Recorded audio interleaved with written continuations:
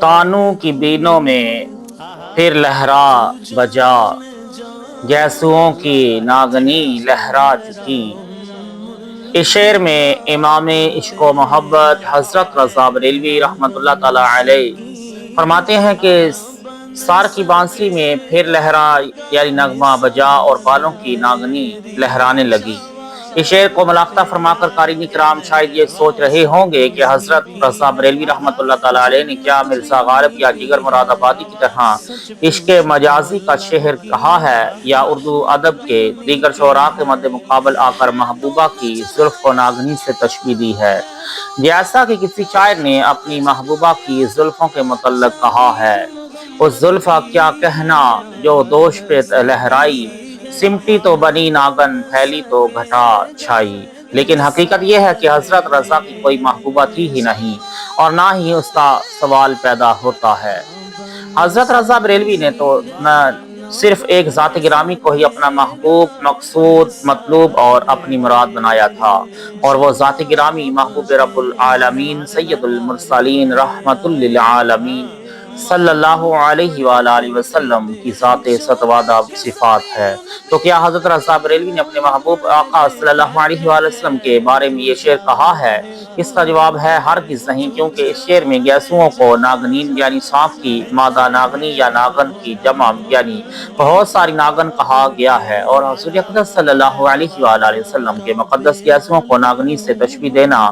آپ کی شان عالی میں گستاخی و بے ادبی ہے۔ تو یہ ایک معمہ ہو گیا کہ آخر حضرت رضا بریلوی نے کس کے تعلق سے فرمایا۔ ایک اہم امر کی وضاحت کر دینا ضروری ہے کہ حضرت رضا بریلوی نے کبھی بھی اس دنیا یا دنیا دار کی تعریف میں اشعار نہیں کہے۔ حاکم، امراء، نواب یا کسی بھی صاحب اقتدار کی تعریف میں آپ نے کبھی ایک شعر تو درکنار بلکہ ایک لفظ بھی نہیں لکھا، اور جب بھی لکھا ہے تو اپنے آقا مولا صلی اللہ علیہ وآلہ وسلم کی مدح و ثنا میں، یا اپنے آقا سے نسبت غلامی رکھنے والے اولیاء کرام کی شان میں، یا اپنے آقا سے نسبت ظاہری و باطنی رکھنے والی اشیاء وغیرہ کی منقبت و تعریف و توصیف میں لکھا ہے۔ آپ نے جو کچھ بھی، جب بھی، کبھی بھی، جہاں کہیں بھی، جتنا بھی کچھ بھی اور جس طرح سے بھی لکھا ہے، وہ صرف اور صرف عشق رسول کے تقاضا کے تحت لکھا ہے۔ دنیاوی عشق و شوق کا تو آپ کے یہاں گزر ہی نہ تھا، یہاں گتھی سلجھانا دشوار ہو گیا ہے، کیونکہ یہ شعر حضرت رضا بریلوی کا ہے، اور یقیناً آپ نے دنیاوی الفت کے جذبے سے تو قطعاً نہیں لکھا، اور اپنے آقا کی شان میں اس قسم کا شعر کہہ نہیں سکتے۔ البتہ حضرت رضا بریلوی رحمۃ اللہ تعالی علیہ نے اپنے آقا مولا صلی اللہ علیہ وآلہ وسلم کے گیسوؤں کے بارے میں ایک مستقل نعت شریف